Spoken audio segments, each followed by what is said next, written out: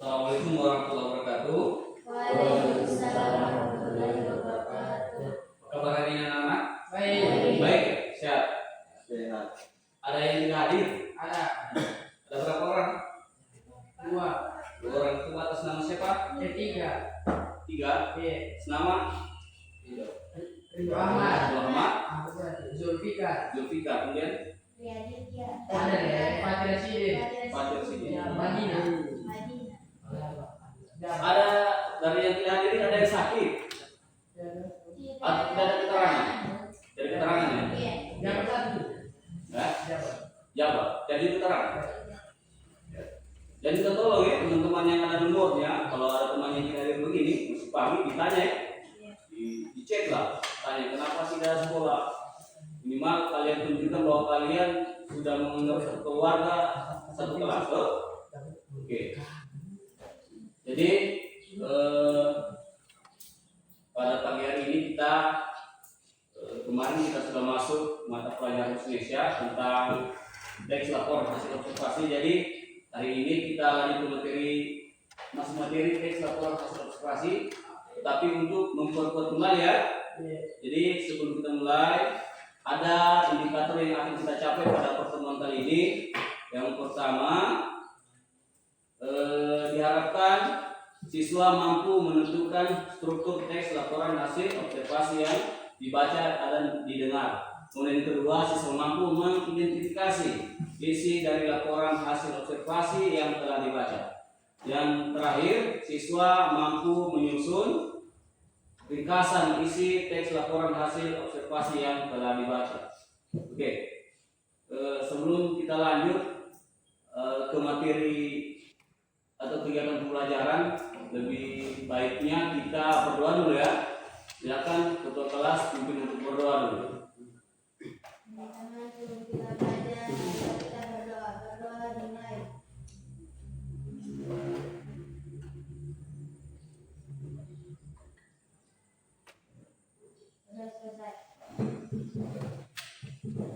Baik, setelah selesai berdoa, jadi ketika memulai sesuatu sebagai umat yang beragama, jangan lupa berdoa ya.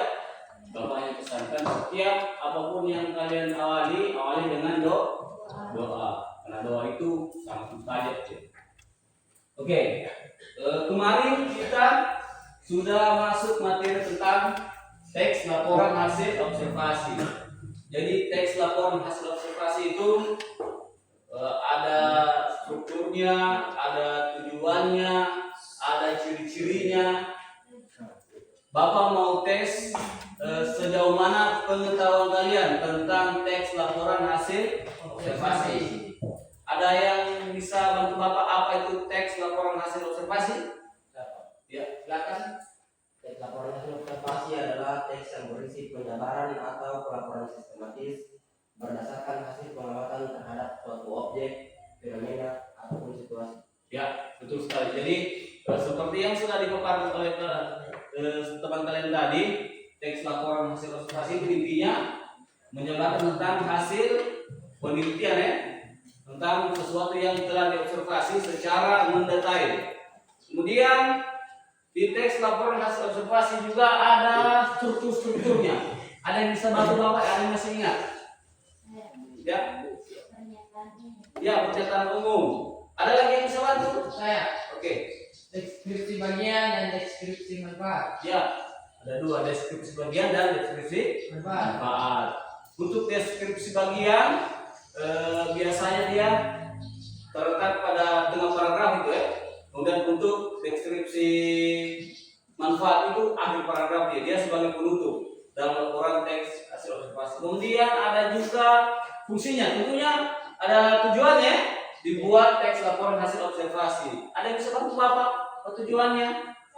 Ya. Memberikan informasi hasil pengamatan. Ya, memberikan informasi hasil pengamatan. Ada lagi yang bisa bantu? Ada? Ya. Menjelaskan mengenai suatu hal. Ya, menjelaskan mengenai suatu hal ya. Jadi intinya tujuan teks laporan hasil observasi itu memberikan informasi kepada orang lain ya, tentang sesuatu, dilakukan observasi, kemudian disampaikan informasi tersebut. Oke, saya rasa adik-adik sudah bisa menangkap dari pertemuan kemarin tentang apa saja itu teks laporan hasil observasi, apa itu teks laporan observasi, strukturnya, kemudian tujuannya ya. Jadi pada hari ini kita akan mencoba untuk menyaksikan atau melihat contoh teks laporan observasi yang akan kita tampilkan. Kemudian nanti kalian Bapak tugaskan untuk merangkum ya, tahu merangkum tuh? Membuat catatan pendek dari teks laporan hasil observasi. Nanti sebentar kita buat 2 kelompok, boleh? Boleh. Sebentar buat 2 kelompok, oke? Ya, boleh dibuat memang kelompoknya, ayo. Dibuat, silakan saya pilih, di sini saya kita kasih imam sedikit, ayo.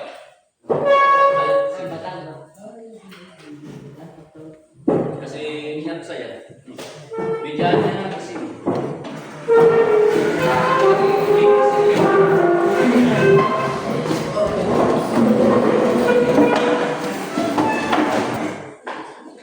Oke. Jadi kali ini mau tugaskan kalian untuk sudah. Nah sekarang Bapak minta ada yang mewakili kelompoknya untuk membacakan hasil rangkumannya, kemudian membacakan mana bagian. Ayo siapa yang mewakili kelompoknya hasil? Sudah siap? Atau kelompoknya Alif dulu? Kelompok Alif? Ayo. Nah Alif dulu. Sudah. Siapa yang berani? Berani. Sudah. Nanti kalau sudah masuk dia kamu orang tuh. Kalau sudah masuk kuliah, silakan ayo. Iya berdiri. Supaya ayo lihat hasil lalunya. Assalamualaikum warahmatullahi wabarakatuh. Waalaikumsalam warahmatullahi wabarakatuh. Saya akan membacakan hasil rangkuman dari kami. Komodo adalah jenis, pernyataan umumnya adalah komodo adalah jenis reptil besar yang memiliki 4 kaki dan terlihat seperti kadal.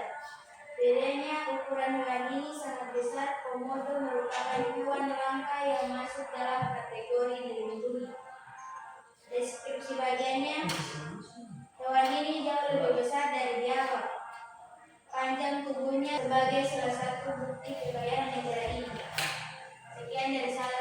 Assalamualaikum warahmatullahi wabarakatuh. Waalaikumsalam warahmatullahi wabarakatuh. Sudah bagus di semuanya. Ya sudah bagus untuk yang selanjutnya kelompoknya Alif. Ayo silakan. Pernyataan umumnya berada di paragraf 1, yaitu komodo adalah jenis reptil besar yang memiliki 4 kaki dan terlihat seperti kadal, tapi dengan ukuran yang lebih besar. Merupakan hewan langka yang harus dilindungi. Deskripsi bagiannya berada pada paragraf 2 sampai 5. Panjang komodo bisa mencapai 1,65 cm, juga panjang ekornya sama dengan panjang badannya. Kepala komodo memanjang seperti reptil pada umumnya dengan sisik yang keras. Sisik pada punggungnya menyerupai gergaji, cakarnya sangat tajam menyerupai cakar elang. Deskripsi manfaatnya berada di paragraf ke-6. Komodo adalah hewan yang menyeramkan namun memiliki sisik yang indah. Jadi hewan ini satu di antara satwa nasional yang harus dilindungi sebagai satwa kekayaan dalam negeri. Oke. Ya, sudah bagus. Rangkuman dari kalian. Dari teks ini kita bisa lihat ya bahwa untuk struktur bagian pernyataan umum pada paragraf pertama, komodo adalah jenis reptil yang menerangkan apa itu komodo. Kemudian deskripsi bagian mendeskripsinya lebih detail lagi tentang komodo itu panjang sekian, polanya bagaimana, kulit seperti apa. Nah, kemudian deskripsi manfaat ada pada bagian akhirnya, yaitu bahwa komodo merupakan hewan yang hampir punah, satwa dilindungi. Jadi sudah betul cara kalian untuk memilih mana bagian deskripsinya dan perantumnya. Oke, tentunya ini sudah diperhatikan toh. Nah, sekarang Bapak mau tes kemampuan kalian. Yang punya HP coba main disclaimer dulu. Yang punya HP.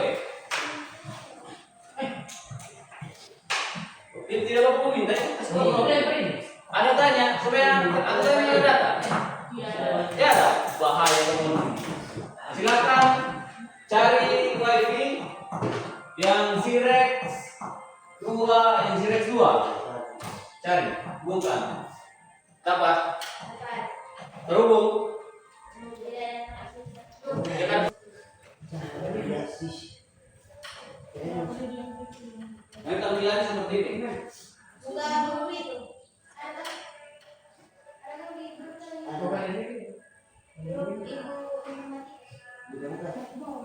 Ya, silakan diklik linknya.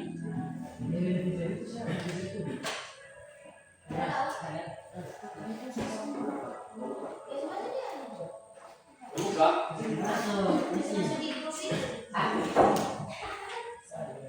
Biar punya masuk di 80 dia. Yang lain?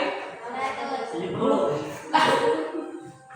Terus semua. Coba yang salah satu nomor. Siap semua.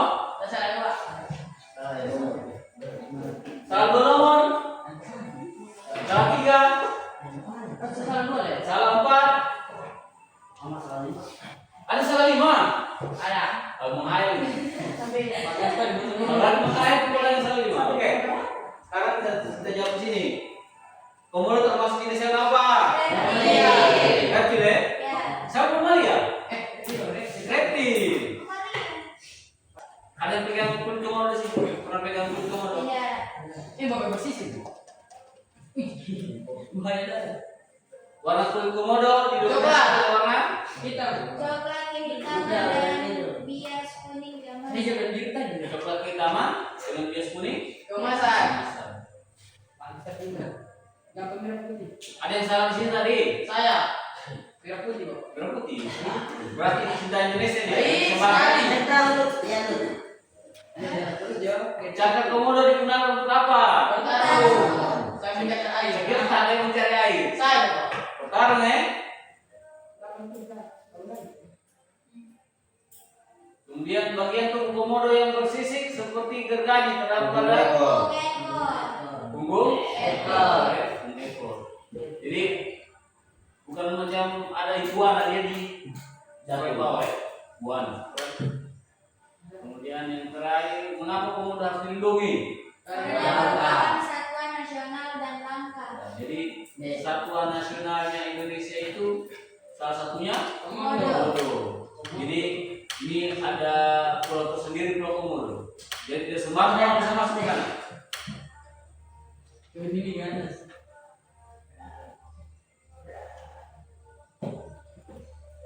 Ya. Anda peserta itu berapa orang peserta? Yellow. Oh, kira nanti mau bayi seperti itu. Dan mengidentifikasi mana saja yang termasuk dalam struktur-struktur dari teks laporan hasil observasi. Kemudian tadi kita sudah tes mengenai teksnya tadi, sudah Bapak lakukan tes melalui kuis interaktif. Ternyata ada yang sudah benar semua, ada juga yang masih salah sedikit. Untung yang tidak ada yang salah semua ya. Kalau ada yang salah semua terlanjur tadi. Jadi kesimpulannya kita ambil dari teks tadi bahwa kita bisa ambil bahwa komodo itu sudah hewan yang dilindungi ya. Dilindungi. Kemudian merupakan hewan nasional untuk Indonesia, hewan nasional. Jadi tadi sudah panjangnya sekian, kemudian fungsi-fungsi cakarannya untuk apa, kulitnya seperti apa sudah kita lihat bersama. Jadi harapan Bapak dan juga tentang teks laporan hasil observasi, teman-teman adik-adik semua sudah bisa merangkum, menentukan mana strukturnya, silakan dipertahankan. Kemudian pada pertemuan berikutnya, insya Allah kita akan bertemu kembali, mungkin dengan judul yang berbeda, dengan judul materi yang berbeda. Jadi Bapak harap tetap semangat dalam belajar. Setelah pelajaran ini, pelajaran apa lagi? Sejarah ya. Jadi lanjut ke pelajaran berikutnya, tetap ikuti ya. Tetap semangat, karena tujuannya kalian datang ke sekolah fungsinya untuk belajar, tujuannya untuk belajar. Karena mengapa belajar ini penting? Bagaimana ya? Beda orang yang tidak punya ilmu pengetahuan dengan orang yang punya ilmu pengetahuan. Otomatis orang yang punya ilmu pengetahuan tentang sesuatu, dia menentukan sesuatu hal itu dengan hati-hati, karena berdasarkan ilmu. Kemudian orang yang tidak tahu, dia kalau bahasa kayak ini bilang kejuru-juru. Jangan sampai orang yang kejuru-juru. Makanya kalian diberi ilmunya supaya tahu caranya, bagaimana cara berbuat dan bersesuatu. Saya kira sekian pertemuan kita pada hari ini. Sebelum kita selesai, kita bubar.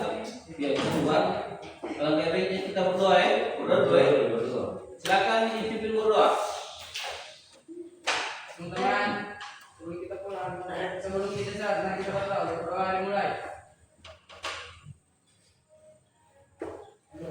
Berdoa selesai.